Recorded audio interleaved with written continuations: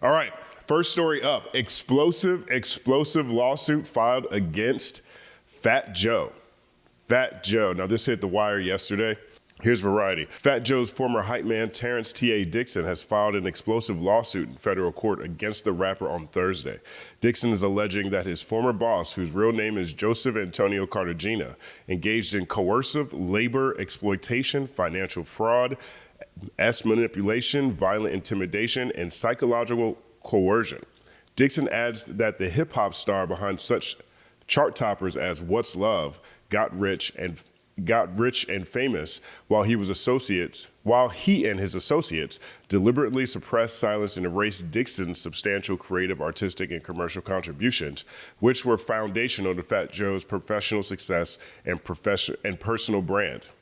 He is seeking up to $20 million in damages. Now, T.A. Dixon, he was the hype man for Fat Joe for a very long time. So what he's basically saying is that he contributed a lot more than just being Joe's hype man, hasn't been compensated, and therefore is filing this complaint. Now, here's where it gets darker. The complaint filed in the U.S. District Court, Southern District of New York, details so many disturbing claims about Fat Joe's alleged relations with women, including minors, that it contains a trigger warning on the first page of the 157-page document. Now, I haven't read this. You guys know on this channel, I don't typically cover every nuanced detail when it comes to certain types of cases. When it comes to certain crime cases, this is a crime case to me.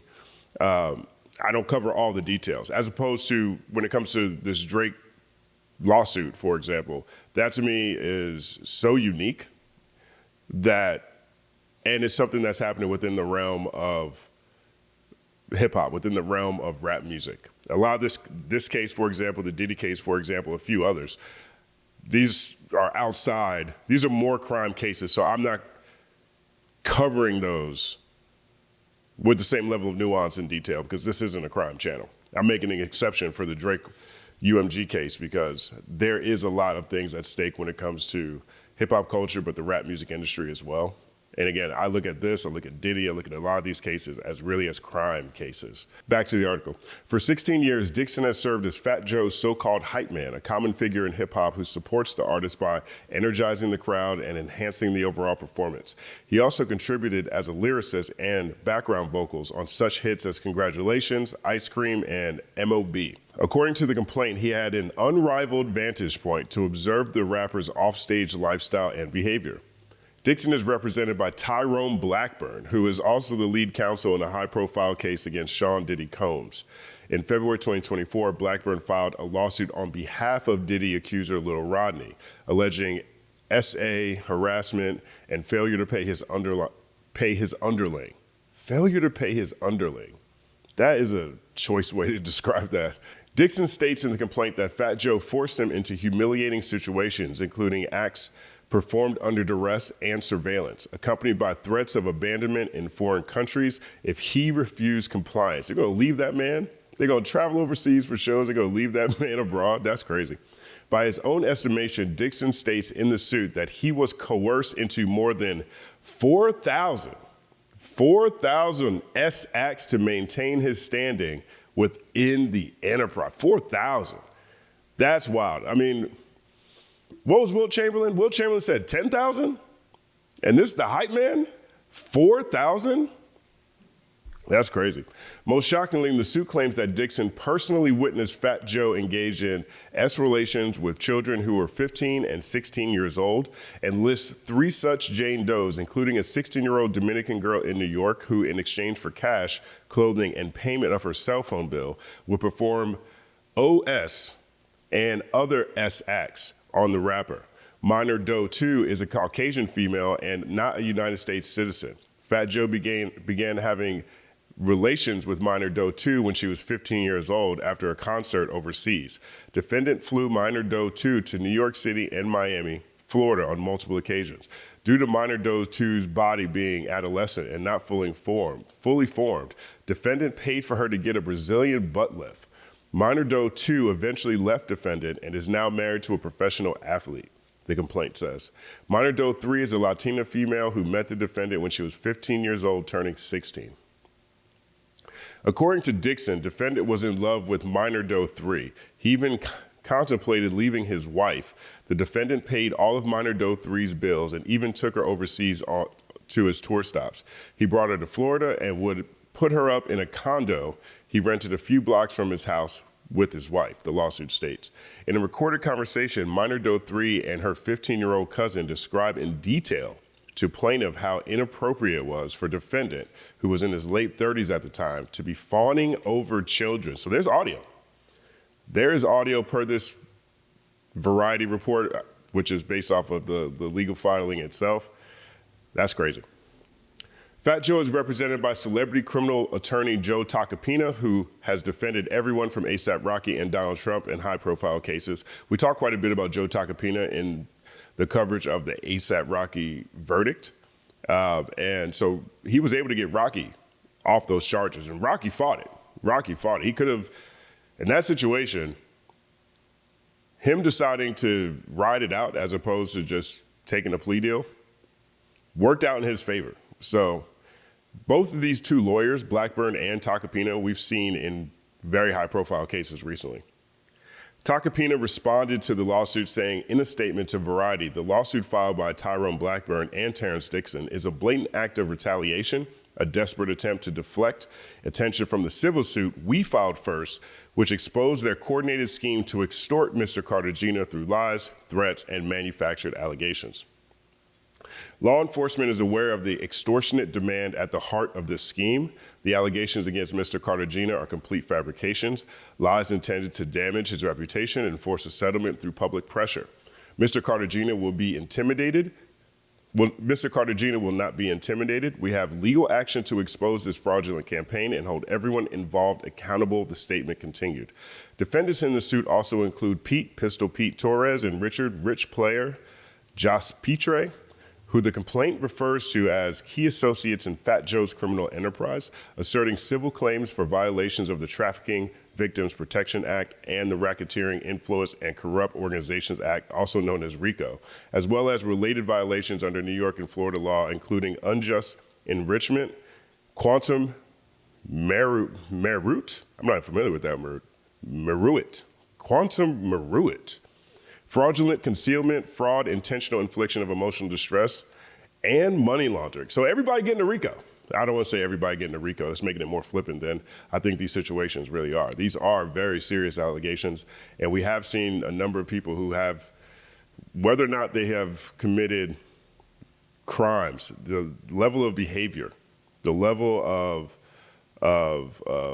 manipulation that we've seen in a number of these cases still rings disgusting, right? But this part right here, the RICO charge, the same thing they tried to get Thug on, it's the same thing that they're working to get Diddy on right now.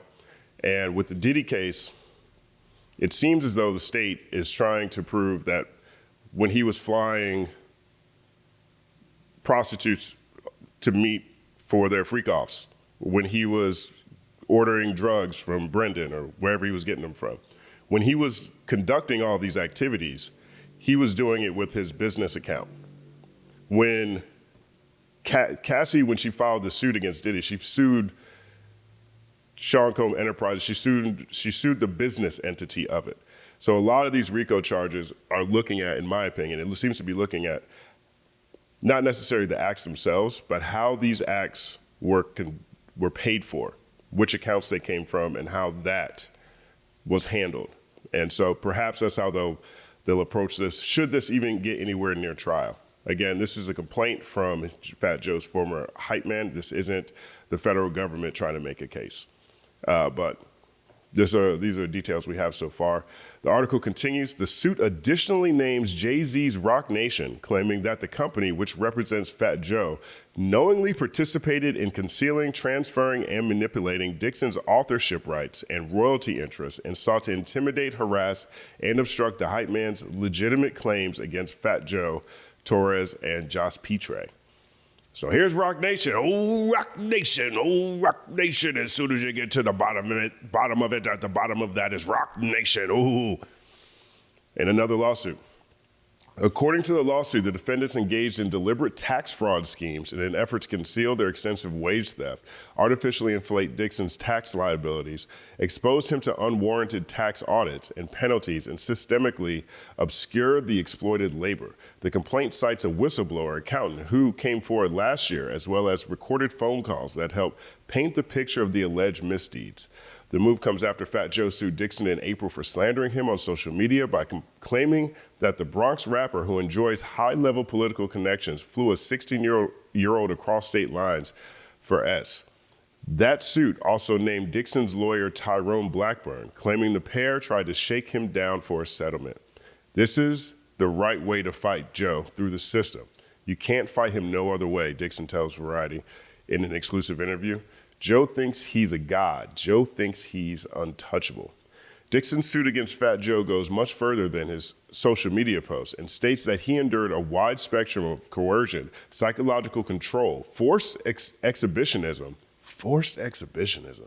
and surveillance-based humiliation, including being compelled to perform S acts under observation, being filmed or directed by Fat Joe in the presence of others, tactics to control plaintiff's body, erode his autonomy, and ensure silence. It adds these S-based abuses were not private, incidental, or isolated. They were integral to the enterprise's culture of dominance and humiliation, enforced by defendants' associates such as Pistol Pete, JB, and others, and sustained across numerous tour locations, including Miami, North Carolina, Germany, Spain, and Wisconsin. Does Fat Joe do well in North Carolina? In North Carolina, I can see Miami. In Wisconsin, I don't know. I guess it depends on what years we're talking about here. But, I mean, this sounds like freak-off stuff, right? I mean, not necessarily that they're having the same kind of freak-offs, but when the state was talking about Diddy, they made a big deal to talk about the number of recordings that were out there. And those recordings were used to control people. And that's a similar allegation that's being levied here. In Thursday's complaint, Dixon claims that the activity took place on Market America's corporate yacht and at its mansion properties, where Fat Joe orchestrated repeated groups involving plaintiff, female dancers, and minors. The lawsuit adds that Fat Joe used his status as a hip-hop star to compel Dixon and others into degrading S performances, often while Fat Joe watched, recorded, or directed the encounters. These incidents occurred under conditions that included the presence of corporate security staff, surveillance cameras, and defendants' management entourage, yet no intervention occurred, supporting the inference that these acts were facilitated by and covered up by the broader enterprise and its affiliates, the complaint continues. Dixon did not willingly consent to participate in these acts. Instead, plaintiffs submitted solely out of fear of intimidation, of immediate retaliation, which defendant repeatedly demonstrated would include financial punishment, professional sabotage, and abandonment in foreign countries or physical harm. That's so crazy to me. You better do this or you ain't flying back. The suit claims that Fat Joe also issued veiled death threats and witness intimidation via direct messages, such as, "You love your family, right? Fall back in 48 hours and we let you live." Though Fat Joe hobnobbed with some of the biggest names in politics, including then vice presidential candidate Kamala Harris, there was at least one brush with scandal back in 2010. He and members of his entourage were detained and questioned after a University of Wisconsin student reported an alleged SA following a performance at the city's Orpheum Theater. At the time, Fat Joe's attorney called the woman a pretender groupie who was attempting to shake down the rapper for money. So that's how they closed the article. And maybe that last part there, one adds to the show in Wisconsin they were talking about. That's 2010, so that's about the era that I think Fat Joe would be able to do a show in Wisconsin. But two, this part here added is, it's additional context for the article itself. Perhaps they're looking at this as potential, I won't call it precedent, I don't know if that's the right word, but another example of a situation that's similar to what is being alleged in this lawsuit. Again, this is an explosive case. I'm sure more details will be revealed over the weeks and months to come. We'll see if this gets anywhere near court. But again, cliff notes, Fat Joe's former hype man, T.A. Dixon, is suing him for $20 million for a number of outrageous, disgusting accusations that are levied in this filing. So That's the news on this. Let me know what you think about this in the comments section. My name is Justin Hunt. Like, subscribe to the channel, follow at The Company Man on everything, including The Company Man podcast. I've decided to change. I got to the point where I didn't like the way I was closing it out. Follow The Company Man on everything. Follow the Justin Hunt podcast. Well, it's not The Company Man on everything if the podcast isn't named the Company Man podcast. Nevertheless, follow The Company Man on everything, including wherever you listen to podcasts. The Company Man podcast is now available. It's all happening.